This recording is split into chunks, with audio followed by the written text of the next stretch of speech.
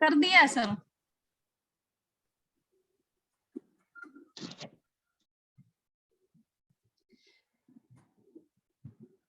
तो क्या पढ़ेंगे बेटे? वर्ण विचार की वर्ण क्या होता है। सबसे पहले वर्ण किसको कहते हैं? वर्ण जो होता है वो भाषा की सबसे छोटी इकाई होती है। सबसे छोटी इकाई क्या होती है? कि जिसके हम टुकड़े नहीं कर सकते। सबसे छोटी कोई भी हम छोटी सी चीज लेते हैं जिसके टुकड़े नहीं, जिस चीज के टुकड़े नहीं हो सकते उसको क्या कहेंगे? हम वर्ण कहेंगे। जैसे हमने यहाँ पे क्या लिया है? ए वर्ण हम लेते हैं यहाँ पे। ए वर्ण, ए, आ, ये कोई भी वर्ण है। ई, तो इनको हम तोड़ नहीं सकते, यानी इसको हम अलग अलग नहीं कर सकते। ऐसे ही हम कोई शब्द लिख देते हैं, जैसे हमने फल लिख दिया है, तो इनको हम अलग कर सकते हैं। कैसे करेंगे? फे प्लस ले हो गया, तो ये अलग हो गया। ये हमारा हो गया है यहाँ पर शब्द हो गया है, और ये क्या है? ये वर्ण हो गया अलग। तो वर्ण किसको कहेंगे? कि भाषा की सबसे छोटी इकाई है, जिसके टुकड़े नहीं किए जा सकते, उसको हम क्या कहेंगे? वर्ण कहते हैं। अब क्या है वर्ण में? जब हम इनका उच्चारण करते हैं, वर्णों को जब भी हम बोलते तो हमारे मुंह से जो ध्वनियां निकलती है, जो आवाज निकलती है, जैसे क वर्ण बोलते हैं, ख बोलते हैं, ग बोलते हैं, तो जो भी वर्ण निकलता है तो उसकी ध्वनि सुनाई देती है। ठीक है, तो वर्णों को मिलाकर शब्द बनाए जाते हैं। वर्णों के मेल से क्या बनता है? शब्द बनते हैं। शब्द कैसे बनते हैं? जैसे कोई भी शब्द है, यहाँ पर हम लिखते हैं सागर शब्द लिखते हैं, तो इसमें क्या है? वर्णों का मेल किया गया है बेटे। कितने वर्ण मिलाए गए हैं? अभी देखो इसमें स प्लस में आ प्लस ग प्लस ए प्लस रे और प्लस ए। तो देखो ऐसे वर्णों के मेल से शब्द बनाए जाते हैं। हमने यहाँ पर वर्ण को अलग अलग किया गया है। इसको क्या कहते हैं? सारी चीजों को वर्ण विच्छेद कहा जाता है। कौन सी चीज कहा जाएगा? वर्ण। मैम फोटो नहीं आ रही। फोटो नहीं आ रही है बेटे? अब आ रही है? No ma'am. नहीं आ रही है मैम आ रही है। बेटे? आपके फोन में कोई प्रॉब्लम होगी, नहीं फोटो तो क्लियर आ रही है। Yes ma'am. तो क्या बताया गया बेटे? यहाँ समझ में आया ना आपको वर्णों को कैसे अलग अलग किया जाता है? Yes ma'am. Yes ma'am. देखो ये क्या है? ये हमारे पास वर्ण है, तब हमने इनको अलग अलग लिखा है, तो इनको क्या कहेंगे? वर्ण कहेंगे। और इनको इकट्ठा मिला करके हमने तब यहाँ लिखा है, तो ये शब्द बन गया है। ठीक है, यस मैम। आगे क्या है? कि वर्णमाला। अब वर्णमाला किसको कहते हैं? वर्णों के समूह को, जो वर्णों का पूरा समूह होता है, व्यवस्थित समूह को। कैसा समूह है? व्यवस्थित समूह। यदि क्रम के अनुसार लगाया हुआ, लाइन के अनुसार लगाया हुआ, क, ख, ग, घ, तो ये क्या हो गया? व्यवस्थित समूह। तो वर्णों के व्यवस्थित समूह को वर्णमाला कहा जाता है। फिर है वर्ण के भेद। वर्ण के भेद कितने होते हैं? दो भेद होते हैं। कौन कौन से होंगे? स्वर और दूसरा है व्यंजन है। तो किसके भेद है बेटे? ये वर्ण के भेद है। कितने भेद है वर्ण के? दो भेद है, स्वर और व्यंजन है। ठीक है, हाँ। स्वर किसको कहते हैं? कोई भी बच्चा बताएगा बेटे, किसको कहेंगे हम स्वर? जिन वर्णों नहीं को बोलते समय अन्य अन्य वर्णों की सहायता न लेनी पड़े उन्हें स्वर तो कहते क्या हैं। कहेंगे? स्वर कहेंगे। कि जब किसी वर्ण को बोलते हैं और उसको बोलते समय अन्य किसी भी वर्ण की सहायता नहीं ली जाती, उसको हम क्या कहेंगे? स्वर कहेंगे। यानी स्वर का उच्चारण कैसा होता है? स्वतंत्र होता है, बिना किसी अन्य वर्ण की सहायता से। तो कितने होते हैं स्वर बेटे? टोटल 11 होते हैं। कितने होते हैं स्वर? 11 संख्या। ठीक है, हाँ। ए, आ, ई, ई, उ, ऊ, ए, आई, ओ, औ, 10। ये 10 हो गए, और री ऋषि। ठीक है, ये 11 होते हैं। कितने हो गए टोटल है? 11 होते हैं संख्या में, ठीक है। इस मैं वर्ण बात को तब हम बोलते इनको तब हम बोलते हैं तो बेटे ये आवाज नहीं। जब इनको बोलेंगे, इन वर्णों को जब हम बोलेंगे तो हमने किसी की भी सहायता नहीं लेनी पड़ेगी, तो उसको क्या कहेंगे, स्वर कहते हैं। फिर दूसरा है व्यंजन, ठीक है। व्यंजन में क्या होता है, हमें स्वरों की सहायता लेनी पड़ती है, स्वर की सहायता के बगैर व्यंजन का उच्चारण नहीं होता। तो व्यंजन की क्या परिभाषा होगी कि व्यंजन वो कहलाते हैं जिनका उच्चारण स्वरों की सहायता से किया जाता है, उसको हम व्यंजन कहते हैं। अब स्वर के हम पार्ट देखेंगे कि स्वर के कितने पार्ट है। स्वर के पार्ट है बेटे 3 है। कितने पार्ट स्वर के? 3 है। कौन कौन से होंगे? हाँ, कौन से होंगे? हर्ष स्वर, दीर्घ स्वर, पलुत स्वर। ठीक है।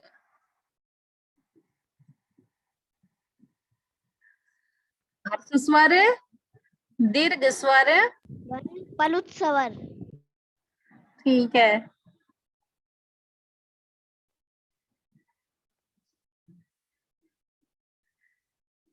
दीर्घ स्वर और पलुत स्वर होगा, ठीक है। तो सबसे पहले हम किसको समझेंगे, हर्ष स्वर को, कि हर्ष स्वर क्या होता है, ठीक है। तो हर्ष स्वर को तो उसको कहते हैं कि जब हम इनका उच्चारण करते हैं, हर्ष स्वर का जब हम उच्चारण करेंगे तो सबसे कम समय लगता है। कितना समय लगेगा?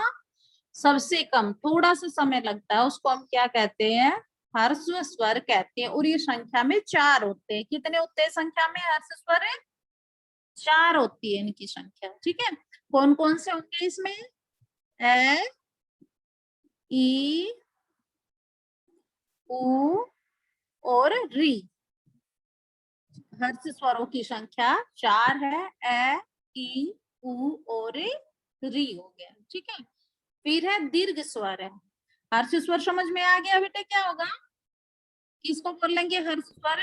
कि जिनका उच्चारण करते हैं तो सबसे कम समय लगता है, उसको हम हर्ष स्वर कहते हैं।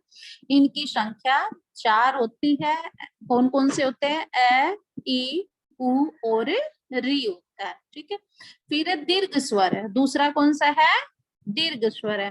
तो दीर्घ स्वर में क्या होता है, हर्ष स्वर से दुगना समय लगता है। कितना समय लगता है? दुगना। कि जब हम हर्ष स्वर, दीर्घ स्वर का जब हम उच्चारण करते हैं तो इसमें हर्ष स्वर से 2 गुना समय लगता है। और ये संख्या में 7 होते हैं। कितने होते हैं संख्या में? 7। बेटा आप बोलना करो 7 में, तब आपसे पूछा जाए, ठीक है। कितने होते हैं संख्या में? ये 7। पता है कौन कौन से होते हैं? बताओ किसको पता है कौन कौन से होते हैं बेटे? देखो जैसे हमने ऊपर टोटल 11 लिखे, तो 4 तो हमारे पास, 4 तो हमने इसमें ले ली स्वर में। हाँ हाँ, कौन कौन से आ जाएंगे? आ, इसमें हमारे आगे कितने हो गए? 11 है, ये 7 है, सॉरी। कौन कौन सा होगा? आ हो जाएगा, ठीक है। बड़ी ई और बड़ा उ, ए, आई, ओ,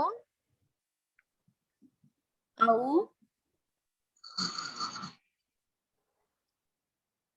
हो गया 7? हो गया ना 7 बेटे?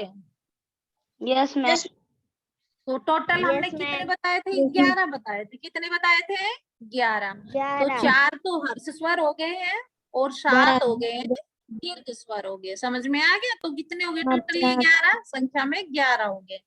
अब अगला है प्लुत स्वर है। अगला कौन सा है? प्लुत स्वर है। देखो प्लुत स्वर में क्या होता है बेटे, इसमें सिर्फ एक चिन्ह होता है, एक निशान सा होता है। जैसे उसको हम कई बार ऐसे भी लगा देते हैं, उसको ऐसे भी लगाया जाता है, ठीक है। इस तरह का निशान होता है। आपने संस्कृत पढ़ी है ना? अब की बार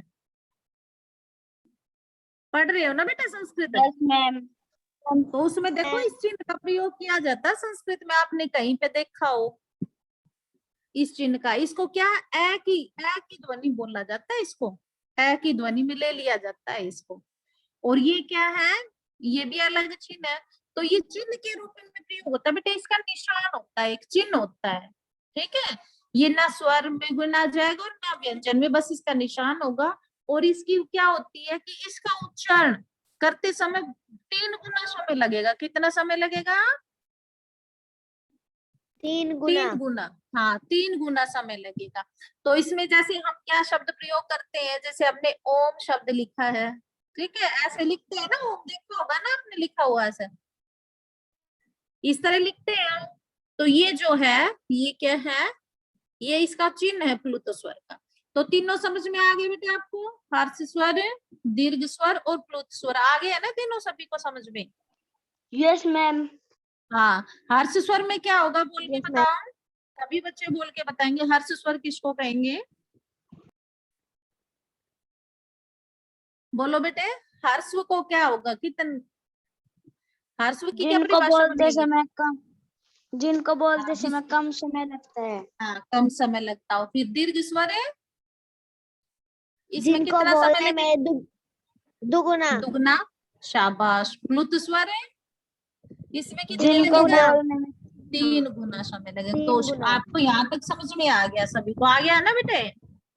यस मैम। ठीक है, आगे पढ़े। अब स्वर पढ़ेंगे, अब क्या पढ़ेंगे? व्यंजन। स्वर हमारे कंप्लीट हो गए हैं, अब क्या पढ़ेंगे यहाँ पे? व्यंजन पढ़ेंगे कि व्यंजन। व्यंजन किसको कहते हैं, ठीक है। मैं आपको बुक में से देख के नहीं समझा रही हूँ, ऐसे समझा रही हूँ, आपको अच्छे से समझ में आ जाएगा, ठीक है। तो अब क्या पढ़ेंगे हम? व्यंजन। तो व्यंजन की मैंने परिभाषा आपको बताई थी पहले, कि जिसका उच्चारण किसकी सहायता से होगा? इसमें स्वरों की सहायता से। किसकी सहायता लेनी पड़ेगी जब हम इसका उच्चारण करेंगे बेटे? स्वरों की सहायता लेंगे ना व्यंजन में। कोई भी व्यंजन होता है वो स्वर के साथ पूरा होता है। जैसे हमने यहाँ पे लिखा है क, तो क को बोलते हैं तो क्या लगता है? क। ए सुनाई देता है, पीछे क्या सुनाई देता है? ए। तो किसके उच्चारण इसमें कैसे होगा? क है ये, और ए, इसको मिला करके क बना है। तो व्यंजन किसकी सहायता से पूरा होगा? स्वरों की सहायता से। जैसे हम कोई भी मात्रा लगाते हैं, यहाँ पे हमने की बना दिया, क्या बना दिया है? की। तो किसकी सहायता से होगा इसमें? क और बड़ी ई है, ई की सहायता से बना है। तो क्या है, ये व्यंजन स्वरों की सहायता से ही बनते हैं, अर्थात जो जिसको उच्चारण करते समय हमें स्वरों की सहायता लेनी पड़ती है उसको हम क्या कहेंगे? व्यंजन कहेंगे, ठीक है।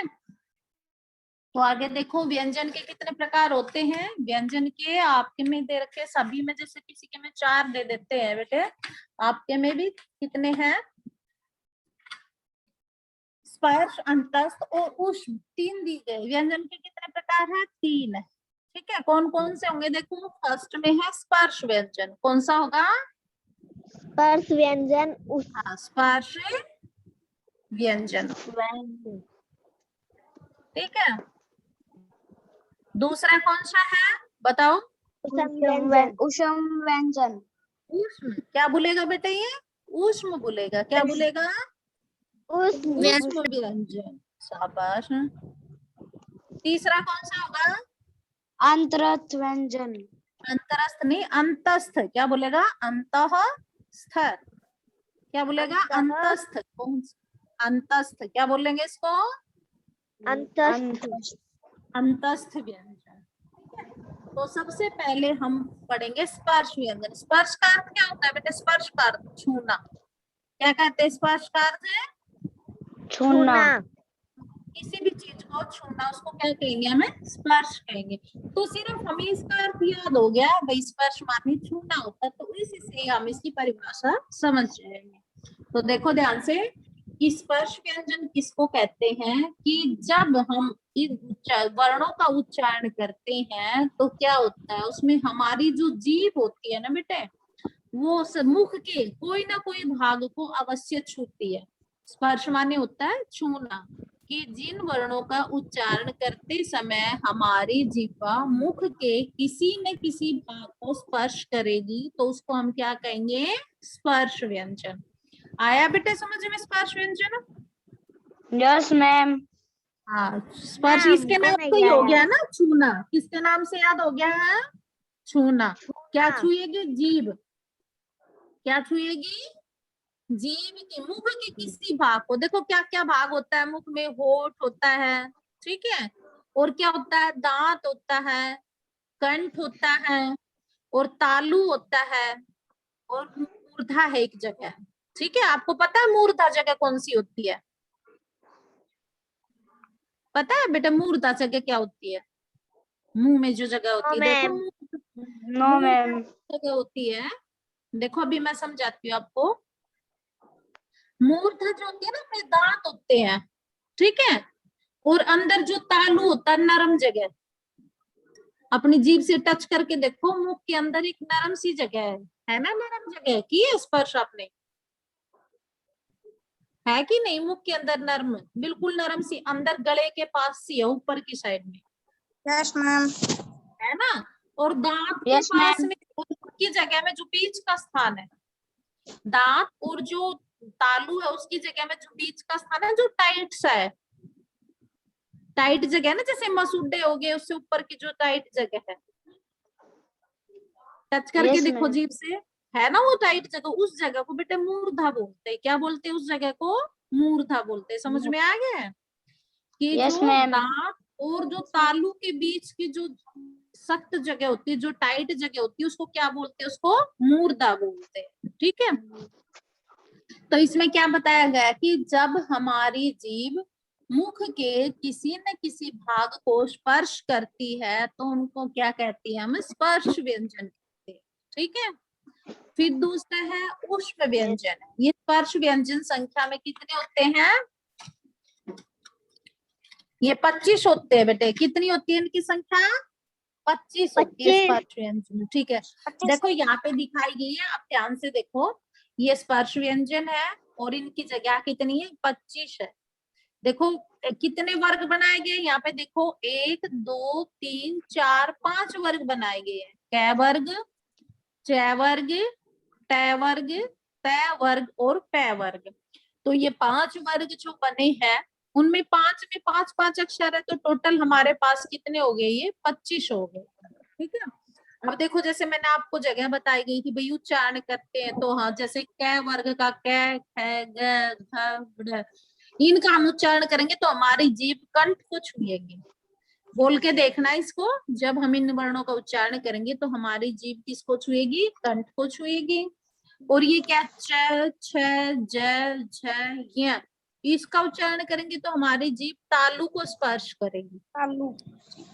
जो नरम जगह है उसको। फिर ट, ठ, ड, ढ, न, इसमें मूर्धा जो मैंने आपको अभी बताया है कि वो दांत और तालु के बीच की जो जगह है उसको हम मूर्धा कहते हैं, तो ये मूर्धा को टच करेगी। आगे है त, थ, द, ध, न, ये किसको? दांत को स्पर्श करेगी। हाँ शाबाश। फिर क्या है? प, प, फ, ब, भ, म, देखो इनका उच्चारण करके अपने होठ मिलते हैं ना आपस में, होठ। है ना बेटा, मैम होठ। उच्चारण करते हैं। हाँ, तो इसका स्थान क्या है? होठ। तो आपको ये चीज भी याद रखनी है भाई, किस वर्ण का किस चीज से उच्चारण होता है। तो ये चीजें आपको याद होनी चाहिए भी, कंठ का किससे होता है, तालु का किससे होता है, मूर्धा, दंत और ओठ, ये चीजें हमें याद होनी चाहिए, ठीक है। फिर अगला हम क्या पढ़ रहे हैं? अंतस्थ व्यंजन। कौन सा है दूसरा? अंतस्थ व्यंजन है।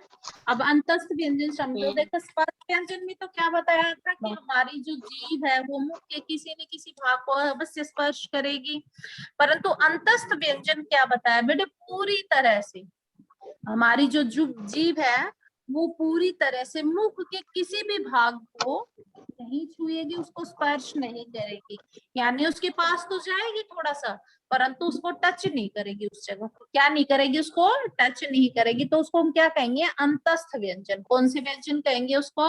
अंतस्थ व्यंजन। मतलब इससे उल्टा बन जाएगा इसका परिभाषा कि स्पर्श व्यंजन में तो हमारी जीभ मुख के किसी न किसी भाग को स्पर्श अवश्य करेगी, और अंतस्थ व्यंजन में क्या होगा कि हमारी जीभ मुख के किसी भी भाग को स्पर्श नहीं करेगी, यानी उसके पास से जाएगी परंतु उसको अच्छे से छुएगी नहीं, पूर्ण रूप से। कैसे स्पर्श नहीं करेगी? पूर्ण रूप से स्पर्श नहीं करेगी। तो देखो बेटे इनकी संख्या 4 होती है। कितनी होती है इसकी संख्या? 4 होती है। कौन कौन से होंगे ये देखो? य, र, ल और व, ये अंतस्थ व्यंजन है। कितने हो गए हमारे पास है? 4। कौन कौन से हैं? य, र, ल और व, इनको क्या कहेंगे? हमें अंतस्थ व्यंजन कहते हैं कि अंतस्थ व्यंजनों की संख्या 4 होती है। ठीक है बेटे, आया समझ में? मैम ऊष्म व्यंजन बता दो। ये आ गए दोनों समझ में? Yes ma'am. ठीक है, अब क्या करेंगे? ऊष्म व्यंजन। कौन सा करेंगे? ऊष्म व्यंजन। ऊष्म माने क्या होता है बेटे? ऊष्म शब्द का अर्थ क्या है बताओ? ऊष्म गर्म। क्या अर्थ है इसका? गर्म। ऊष्म माने गर्म होता है ना? Yes ma'am. ऊष्म शब्द का अर्थ है गर्म। तो इससे इसकी परिभाषा बन जाएगी कि जिन वर्णों का हम उच्चारण करते हैं तो मुख से गर्म हवा निकलती है। कैसी हवा निकलेगी? गर्म हवा। वो कैसे पता चलेगा आपको गर्म हवा निकलती है? जैसे भाई हम कोई भी चीज हो, देखो ये काम है ना, रस्सी ले लो, ठीक है, रस्सी है या पत्थर है, कोई भी चीज है, रस्सी है। आपने अभी तो किसी ने देखा नहीं, भी कुएं से पानी खींचते हैं बार बार रस्सी से, तो वहां पे कुएं का निशान पड़ जाता है, रस्सी का निशान पड़ता है। ऐसे ही अपने हाथों को ही रगड़ के देखो, एक हाथ को दूसरे हाथ से रगड़ेंगे तो उसमें स्पर्श होगा, उसमें क्या होगा? गर्म सा। हाथ गर्म हो जाएंगे ना आपस में एक दूसरे से रगड़ेंगे, होंगे या नहीं होंगे बेटे? Yes ma'am. ऐसे ही कोई पत्थर रगड़ के देखो जमीन में, हमने पत्थर को रगड़ दिया, फिर उसको टच करके देखो, वो गर्म मिलेगा? मिलेगा ना पत्थर गर्म? यस तो क्यों मैम। हुआ? क्योंकि उसमें क्या हुआ बेटे? घसा, उसको घर्षण, क्या बोलते हैं उसको? घर्षण बोलते हैं। कि जब हम जिस वर्ण का उच्चारण करते हैं और हमारी जीभ क्या करती है? रगड़ खाती है। रगड़ना यानी घर्षण करना, जैसे दबाव सा पड़ता है, तो उसको क्या कहेंगे? ऊष्म व्यंजन कहेंगे। ये संख्या में 4 होते हैं। कितने होते हैं ये?